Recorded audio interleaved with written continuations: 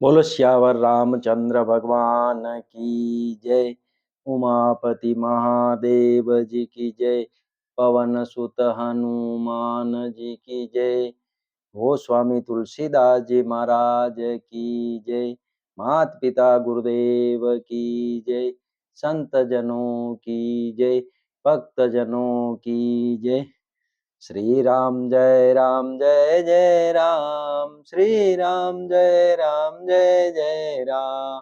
श्री राम जय जय राम। श्री राम जय जय राम। कल अपन ने राजा प्रताप भानु को किस प्रकार ब्राह्मणों का श्राप मिला और वो राक्षस योनि को प्राप्त हुआ और फिर वो रावण के रूप में जन्म लेकर उसने परिवार सहित कैसे अत्याचार किए उसके राज्य में, वो सुना। अब आगे सुनते हैं। पराई धन और पराई स्त्री पर मन चलाने वाले दुष्ट चोर और जुआरी बहुत बढ़ गए। लोग माता पिता और देवताओं को नहीं मानते थे और साधुओं की सेवा करना तो दूर रहा, उल्टे उनसे सेवा करवाते थे। श्री शिव जी कहते हैं, हे भवानी, जिनके ऐसे आचरण हैं उन सब प्राणियों को राक्षस ही समझना। इस प्रकार धर्म के प्रति लोगों की अतिशय ग्लानि, अरुचि, अनास्था देखकर पृथ्वी अत्यंत भयभीत एवं व्याकुल हो गई। वह सोचने लगी कि पर्वतों, नदियों और समुद्रों का बोझ तो मुझे इतना भारी नहीं जान पड़ता, जितना भारी मुझे एक परद्रोही दूसरे का अनिष्ट करने वाला लगता है। पृथ्वी सारे धर्मों को विपरीत देख रही है, पर रावण से भयभीत हुई वह कुछ बोल नहीं सकती। अंत में हृदय में सोच विचार कर गो का रूप धारण कर धरती वहां गई जहां सब देवता और मुनि छिपे थे। पृथ्वी ने रोकर उनको अपना दुख सुनाया, पर किसी से कुछ काम न बना। तब देवता, मुनि और गंधर्व सब मिलकर ब्रह्मा जी के लोक सत्यलोक को गए। भय और शोक से अत्यंत व्याकुल बेचारी पृथ्वी भी गो का शरीर धारण किए हुए उनके साथ थी। ब्रह्मा जी सब जान गए। उन्होंने मन में अनुमान किया कि इसमें मेरा कुछ भी वश नहीं चलने का। तब उन्होंने पृथ्वी से कहा कि जिसकी तू दासी है वही अविनाशी हमारा और तुम्हारा दोनों का सहायक है। ब्रह्मा जी ने कहा, हे धरती, मन में धीरज धारण करके श्री हरि के चरणों का स्मरण करो। प्रभु अपने दासों की पीड़ा को जानते हैं। ये तुम्हारी कठिन विपत्ति का नाश करेंगे। सब देवता बैठकर विचार करने लगे कि प्रभु को कहाँ पावें ताकि उनके सामने पुकार फरियाद करें। कोई वैकुंठपुरी जाने को कहता था और कोई कहता था कि वही प्रभु श्री क्षीर समुद्र में निवास करते हैं। जिसके हृदय में जैसी भक्ति और प्रीति होती है, प्रभु वहां उसके लिए सदा उसी रीति से प्रकट होते हैं। हे पार्वती, उस समाज में मैं भी था। अवसर पाकर मैंने एक बात कही, मैं तो यह जानता हूं कि भगवान सब जगह समान रूप से व्यापक हैं। प्रेम से वे प्रकट हो जाते हैं। देश काल दिशा विदिशा में बताओ, ऐसी जगह कहाँ है जहां प्रभु न हो। वे चराचरमय होते हुए ही सबसे रहित हैं और विरक्त हैं। उनकी कहीं आसक्ति नहीं है। वे प्रेम से प्रकट होते हैं। जैसे अग्नि अग्नि अव्यक्त रूप से सर्वत्र व्याप्त है, परंतु जहाँ उसके लिए अरणि मंथनादि साधन किए जाते हैं वहां वह प्रकट होती हैं।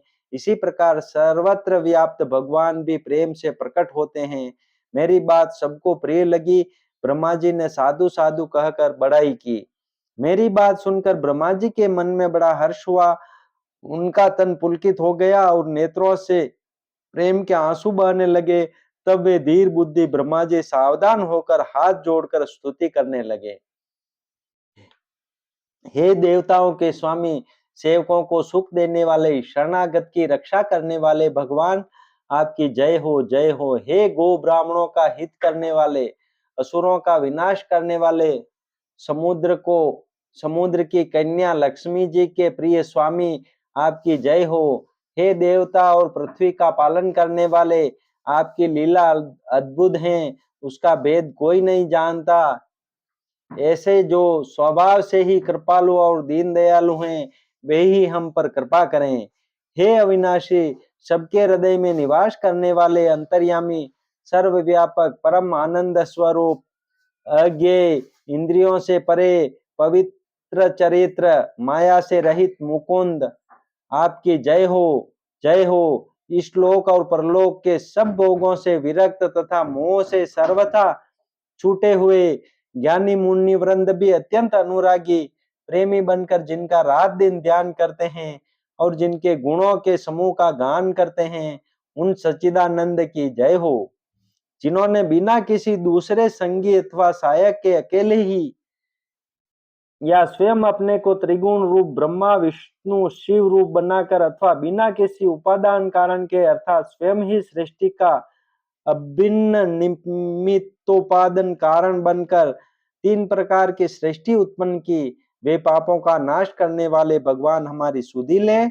हम न भक्ति जानते हैं न पूजा, जो संसार के जन्म मृत्यु के भय का नाश करने वाले, मुनियों के मन को आनंद देने वाले और विपत्तियों के समूह को नष्ट करने वाले हैं। हम सब देवताओं के समूह मन वचन और कर्म से चतुराई करने की बान छोड़कर उन भगवान की शरण आए हैं। सरस्वती, वेद, सहज जी और संपूर्ण ऋषि कोई भी जिनको नहीं जानते, जिन्हें दीन प्रिय हैं, ऐसा वेद पुकार कर कहते हैं, वे ही श्री भगवान हम पर दया करें। हे संसार रूपी समुद्र के मथने के लिए मंदराचल रूप सब प्रकार से सुंदर गुणों के धाम और सुखों की राशि नाथ, आपके चरण कमलों में मुनि सिद्ध और सारे देवता भय से अत्यंत व्याकुल होकर नमस्कार करते हैं। देवता और पृथ्वी को भयभीत जानकर और उनके स्नेह युक्त वचन सुनकर शोक और संदेह को हरने वाली गंभीर आकाशवाणी हुई। हे मुनि सिद्ध और देवताओं के स्वामियों, डरो मत, तुम्हारे लिए मैं मनुष्य का रूप धारण करूंगा और उदार पवित्र सूर्यवंश में अंशों सहित मनुष्य का अवतार लूंगा। कश्यप और अदिति ने बड़ा भारी तप किया था, मैं पहले ही उनको वर दे चुका हूँ। वे ही दशरथ और कौशल्या के रूप में मनुष्यों के राजा होकर श्री अयोध्यापुरी में प्रकट हुए हैं। उन्हीं के घर जाकर मैं रघुकुल में श्रेष्ठ 4 भाइयों के रूप में अवतार लूंगा। नारद के सब वचन में सत्य करूंगा और अपनी पराशक्ति के सहित अवतार लूंगा। यहाँ पे भगवान कह रहे हैं कि नारद जी के सब वचन सत्य करूंगा, यानी कि नारद जी ने जो जो शाप मुझे दिया है वो मैं पूरा करूंगा। मैं पृथ्वी का सब भार हर लूंगा। हे देववृंद, तुम निर्भय हो जाओ। आकाश में ब्रह्म भगवान की वाणी को कानों से सुनकर देवता तुरंत लौट गए, उनका हृदय शिथिल हो गया। तब ब्रह्मा जी ने पृथ्वी को समझाया, वह भी निर्भय हुई और उसके जी में भरोसा आ गया। देवताओं को यही सिखाकर कि वानरों का शरीर धर धर कर तुम लोग पृथ्वी पर जाकर भगवान के चरणों की सेवा करो, ब्रह्मा जी अपने लोक को चले गए। सब देवता अपने अपने लोक को गए। पृथ्वी सहित सबके मन को शांति मिली। ब्रह्मा जी ने जो कुछ आज्ञा दी उससे देवता बहुत प्रसन्न हुए और उन्होंने वैसा करने में देर नहीं की। पृथ्वी पर उन्होंने वानर देह धारण की। उनमें अपार बल और प्रताप था। सभी शूरवीर थे। पर्वत, वृक्ष और नख ही उनके शस्त्र थे। वे धीर बुद्धि वाले वानर रूप देवता भगवान के आने की राह देखने लगे। वे वानर पर्वतों और जंगलों में जहां तहां अपनी अपनी सुंदर सेना बनाकर भरपूर छा गए। यह सब सुंदर चरित्र मैंने कहा। अब वह चरित्र सुनो जिसे बीच ही में छोड़ दिया था। अवधपुरी में रघुकुल शिरोमणि दशरथ नाम के राजा हुए, जिनका नाम वेदों में विख्यात है। वे धर्म धुरंधर गुणों के भंडार और ज्ञानी थे। उनके हृदय में शारंग धनुष धारण करने वाले भगवान की भक्ति थी और उनकी बुद्धि भी उन्हीं में लगी रहती थी। उनकी कौशल्या आदि प्रिय रानियां सभी पवित्र आचरण वाली थी। वे बड़ी विनीता और पति के अनुकूल चलने वाली थी और श्री हरि के चरण कमलों में उनका दृढ़ प्रेम था। एक बार राजा के मन में बड़ी ग्लानि हुई कि मेरे पुत्र नहीं हैं। राजा तुरंत ही गुरु के घर गए और चरणों में प्रणाम कर बहुत विनय की। राजा ने अपना सारा दुख सुख गुरु को सुनाया। गुरु वशिष्ठ जी ने उन्हें बहुत प्रकार से समझाया और कहा, धीरज धरो, तुम्हारे 4 पुत्र होंगे जो तीनों लोकों में प्रसिद्ध और भक्तों के भय को हरने वाले होंगे। वशिष्ठ जी ने श्रृंगी ऋषि को बुलवाया और उनसे शुभ पुत्र कामेष्टि यज्ञ कराया। मुनि के भक्ति सहित आहुतियां देने पर अग्निदेव हाथ में चरु हविष्यान्न खीर लिए प्रकट हुए और दशरथ से बोले, वशिष्ठ ने हृदय में जो कुछ विचारा था, तुम्हारा वह सब काम सिद्ध हो गया। हे राजन, अब तुम जाकर इस हविष्यान्न पायस को जिसको जैसा उचित हो वैसा भाग बनाकर बांट दो। तदनंतर अग्निदेव सारी सभा को समझाकर अंतर्धान हो गए। राजा परमानंद में मग्न हो गए, उनके हृदय में हर्ष समाता न था। उसी समय राजा ने अपनी प्यारी पत्नियों को बुलाया। कौशल्या आदि सब रानियां वहां चली आई। राजा ने पायस का आधा भाग कौशल्या को दिया और शेष आधे के 2 भाग किए। वह उनमें से एक भाग राजा ने कैकई को दिया। शेष जो बच रहा उसके फिर 2 भाग हुए और राजा ने उनको कौशल्या और कैकई के हाथ पर रखकर अर्थात उनकी अनुमति लेकर और इस प्रकार उनका मन प्रसन्न करके सुमित्रा को दिया। इस प्रकार सब स्त्रियां गर्भवती हुई। वे हृदय में बहुत हर्षित हुई, उन्हें बड़ा सुख मिला। जिस दिन से श्री हरि लीला से ही गर्भ में आए, सब लोकों में सुख और संपत्ति छा गई। शोभाशील और तेज की खान बनी हुई सब रानियां महल में सुशोभित हुई। इस प्रकार कुछ समय सुख पूर्वक बीता और वह अवसर आ गया जिसमें प्रभु को प्रकट होना था। योग, लग्न, ग्रह, वार और तिथि सभी अनुकूल हो गए। जड़ और चेतन सब हर्ष से भर गए, क्योंकि श्री राम का जन्म सुख का मूल है। पवित्र चैत्र का महीना था, नवमी तिथि थी, शुक्ल पक्ष और भगवान का प्रिय अभिजीत मुहूर्त था। दोपहर का समय था, न बहुत सर्दी थी न धूप गर्मी थी। वह पवित्र समय सब लोगों को शांति देने वाला था। शीतल, मंद और सुगंधित पवन बह रहा था। देवता हर्षित थे और संतों के मन में बड़ा चाव था। वन फूले हुए थे, पर्वतों के समूह मणियों से जगमगा रहे थे और सारी नदियां अमृत की धारा बहा रही थी। जब ब्रह्मा जी ने वह भगवान के प्रकट होने का अवसर जाना, तब उनके समेत सारे देवता विमान सजा सजा कर चले। निर्मल आकाश देवताओं के समूहों से भर गया। गंधर्वों के दल गुणों का गान करने लगे और सुंदर अंजलियों में सजा सजा कर पुष्प बरसाने लगे। आकाश में गमागम नगाड़े बजने लगे। नाग, मुनि और देवता स्तुति करने लगे और बहुत प्रकार से अपनी अपनी सेवा उपहार भेंट करने लगे। देवताओं के समूह विनती करके अपने अपने लोक में जा पहुंचे। समस्त लोगों को शांति देने वाले जगदाधार प्रभु प्रकट हुए। बोलो सियावर रामचंद्र भगवान की जय। दीनों पर दया करने वाले कौशल्या जी के हितकारी कृपालु प्रभु प्रकट हुए। मुनियों के मन को हरने वाले उनके अद्भुत रूप का विचार करके माता हर्ष से भर गई। नेत्रों को आनंद देने वाला मेघ के समान श्याम शरीर था। चारों भुजाओं में अपने खास आयुध धारण किए हुए थे। दिव्य आभूषण और वनमाला पहने थे। बड़े बड़े नेत्र थे। इस प्रकार शोभा के समुद्र तथा खर राक्षस को मारने वाले भगवान प्रकट हुए। दोनों हाथ जोड़कर माता कहने लगे, हे अनंत, मैं किस प्रकार तुम्हारी स्तुति करूं। वेद और पुराण तुमको माया, गुण और ज्ञान से परे और परिमाण रहित बतलाते हैं।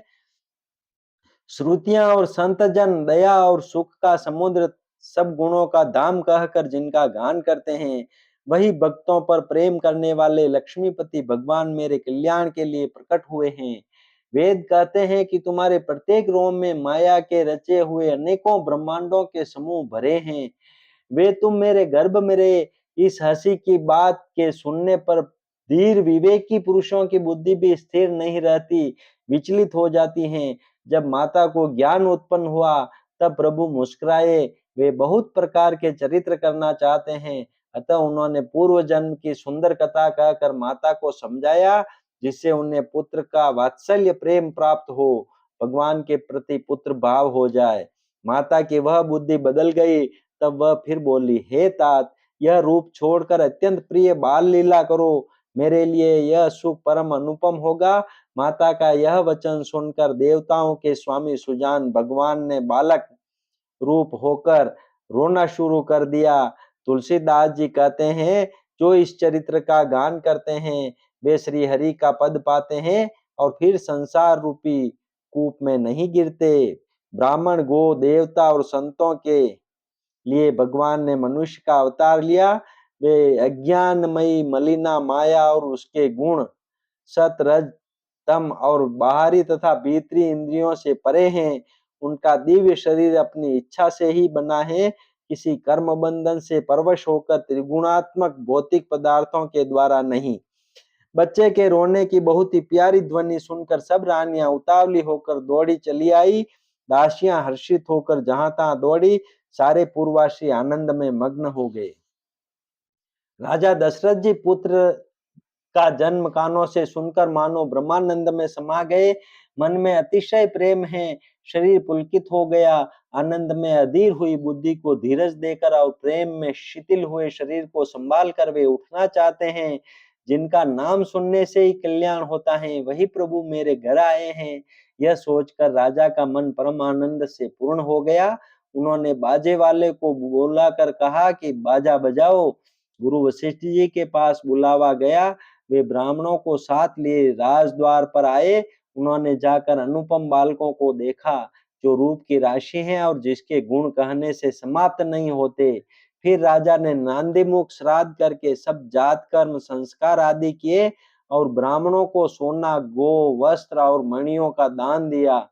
ध्वजा, पताका और तोरण से नगर छा गया। जिस प्रकार से वह सजाया गया, उसका तो वर्णन ही नहीं हो सकता। आकाश से फूलों की वर्षा हो रही है। सब लोग ब्रह्मानंद में मग्न हैं। स्त्रियां झुंड की झुंड मिलकर चली। स्वाभाविक श्रृंगार किए ही वे उठ दौड़ी। सोने का कलश लेकर और थालों में मंगल द्रव्य भरकर गाती हुई राजद्वार में प्रवेश करती हैं। वे आरती करके निछावर करती हैं और बार बार बच्चे के चरणों पर गिरती हैं। मागध, सूत, बंदीजन और गवे रघुकुल के स्वामी के पवित्र गुणों का गान करते हैं। राजा ने सब किसी को भरपूर दान दिया। जिसने पाया उसने भी नहीं रखा, लौटा दिया। नगर की सभी गलियों के बीच बीच में कस्तूरी, चंदन और केसर की कीच मच गई। घर घर मंगलमय बधावा बजने लगा, क्योंकि शोभा के मूल भगवान प्रकट हुए हैं। नगर के स्त्री पुरुषों के झुंड जहां तहां आनंद मग्न हो रहे हैं। केकई और सुमित्रा इन दोनों ने भी सुंदर पुत्रों को जन्म दिया। उस सुख, संपत्ति, समय और समाज का वर्णन सरस्वती और सर्पों के राजा सहस जी भी नहीं कर सकते। अवधपुरी इस प्रकार सुशोभित हो रही है, मानो रात्रि प्रभु से मिलने आई हो और सूर्य को देखकर मानो मन में सकुचा गई हो, परंतु फिर भी मन में विचार कर वह मानो संध्या बन कर रह गई हो। अगर की धूप का बहुत सा धुआं मानो संध्या का अंधकार है, और जो अबीर उड़ रहा है वह उसकी ललाई है। महलों में जो मणियों के समूह हैं, वे मानो तारागण हैं। राजमहल का जो कलश है, वही मानो श्रेष्ठ चंद्रमा है। राजभवन में जो अति कोमल वाणी से वेद ध्वनि हो रही है, वही मानो समय से समयानुकूल सनी हुई पक्षियों की चहचहाट है। यह कौतुक देखकर सूर्य भी अपनी चाल भूल गए। एक महीना उन्होंने जाता हुआ न जाना, अर्थात उन्हें एक महीना वहीं बीत गया। सूर्यदेव भी ये भगवान की लीला देखने के लिए वहां रुक गए। महीने भर का दिन हो गया। इस रहस्य को कोई नहीं जानता। सूर्य अपने रथ सहित वहीं रुक गए। फिर रात किस तरह होती, यह रहस्य किसी ने नहीं जाना। सूर्यदेव भगवान श्री राम जी का गुणगान करते हुए चले। यह महोत्सव देखकर देवता, मुनि और नाग अपने भाग्य की सराहना करते हुए अपने अपने घर चले। हे पार्वती, तुम्हारी बुद्धि श्री राम जी के चरणों में बहुत दृढ़ है, इसलिए मैं और भी अपनी एक चोरी छिपाव की बात कहता हूँ। सुनो, काकभूषुंडी और मैं दोनों वहां साथ साथ थे, परंतु मनुष्य रूप में होने के कारण हमें कोई जान न सका। परम आनंद और प्रेम के सुख में फूले हुए हम दोनों मगन मन से मस्त हुए गलियों में तन मन की सुधि भूले हुए फिरते थे। परंतु यह शुभ चरित्र वही जान सकता है जिस पर श्री राम जी की कृपा हो। उस अवसर पर जो जिस प्रकार आया और जिसके मन को जो अच्छा लगा, राजा ने उसे वही दिया। हाथी, रथ, घोड़े, सोना, गोवें, हीरे और भांति भांति के वस्त्र राजा ने दिए। राजा ने सबके मन को संतुष्ट किया। इसी से सब लोग जहां तहां आशीर्वाद दे रहे थे कि तुलसीदास के स्वामी सब पुत्र चारों राजकुमार चिरंजीवी दीर्घायु हों। इस प्रकार कुछ दिन बीत गए, दिन और रात जाते हुए जान नहीं पड़ते। तब नामकरण संस्कार का समय जानकर राजा ने ज्ञानी मुनि श्री वशिष्ठ जी को बुला भेजा।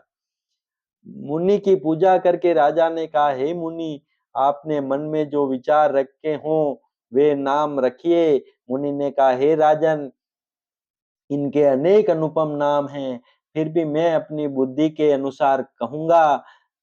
ये जो आनंद के समुद्र और सुख की राशि हैं, जिस आनंद सिंधु के एक कण से तीनों लोक सुखी होते हैं, उन आपके सबसे बड़े पुत्र का नाम राम है, जो सुख का भवन और संपूर्ण लोकों को शांति देने वाला है, जो संसार भर का भरण पोषण करते हैं। उन आपके दूसरे पुत्र का नाम भरत होगा, जिनके स्मरण मात्र से शत्रु का नाश होता है। उनका वेदों में प्रसिद्ध शत्रुघ्न नाम है। जो शुभ लक्षणों के धाम श्री राम जी के प्यारे और सारे जगत के आधार हैं, गुरु वशिष्ठ जी ने उनका लक्ष्मण ऐसा श्रेष्ठ नाम रखा।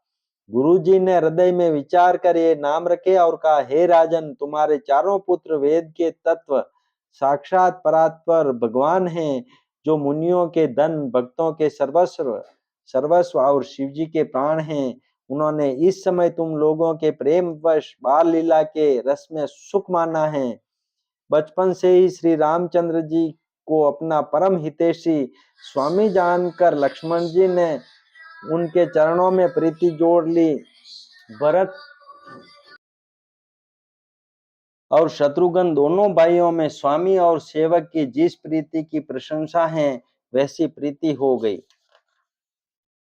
श्याम और गौर शरीर वाली दोनों सुंदर जोड़ियों की शोभा को देखकर माताएं तृण तोड़ती हैं, जिसमें दीठ न लग जाए। यूं तो चारों ही पुत्र शील, रूप और गुणों के दाम हैं, तो भी सुख के समुद्र श्री रामचंद्र जी सबसे अधिक हैं। उनके हृदय में कृपा रूपी चंद्रमा प्रकाशित हैं। उनकी मन को हरने वाली हंसी उस कृपा रूपी चंद्रमा की किरणों को सूचित करती हैं। कभी गोद में लेकर और कभी उत्तम पालने में लिटाकर माता प्यारे ललना कहकर दुलार करती हैं। जो सर्वव्यापक, निरंजन, निर्गुण, विनोद रहित और अजन्मा ब्रह्म है, वही प्रेम और भक्ति के वश कौशल्या जी की गोद में खेल रहे हैं। बोलो श्यावर रामचंद्र भगवान की जय। भगवान प्रकट हुए, तब माता कौशल्या जी ने जो स्तुति की, उसका अर्थ अपन पहले पढ़ चुके हैं।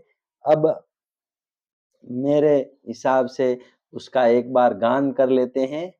प्रभु को चरणों में बारंबार प्रणाम करते हुए बोलो श्यावर रामचंद्र भगवान की जय। सूर समूह विनती करी, पहुँचे निज निज धाम, जगत निवास प्रभु प्रकटे, अखिल लोक विश्राम।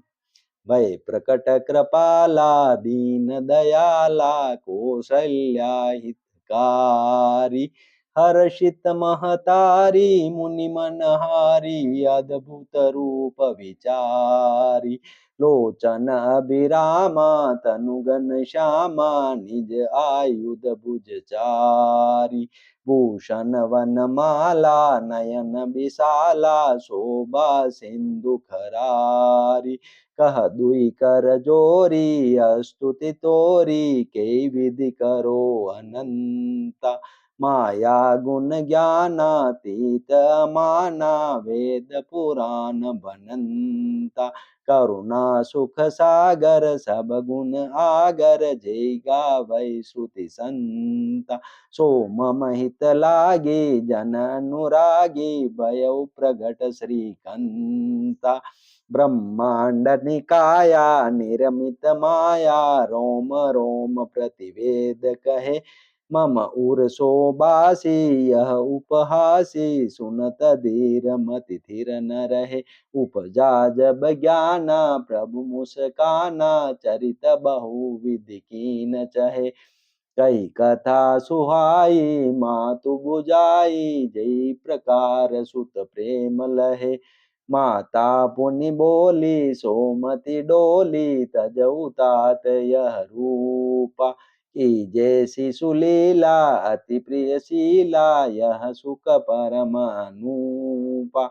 सुनि वचन सुजाना रोदन ठाना होई बालक सुर भूपा। यह चरित जो गावै हरिपद पावै तेन परई भवकूपा। विप्रदेनु सुर संत हित लीन मनुज अवतार निज इच्छा निर्मित तनु माया गुण गोपार। सियावर रामचंद्र शंकर हरि ओम। जय जय सिया राम जय जय हनुमान। बोलो सियावर रामचंद्र भगवान की जय। उमापति महादेव जी की जय। पवन सुत हनुमान जी की जय। गोस्वामी तुलसीदास जी महाराज की जय। मात पिता गुरुदेव की जय। संत जनों की जय। भक्त जनों की जय। श्री राम जय जय राम। श्री राम जय जय राम। श्री राम जय जय राम। श्री राम जय जय राम।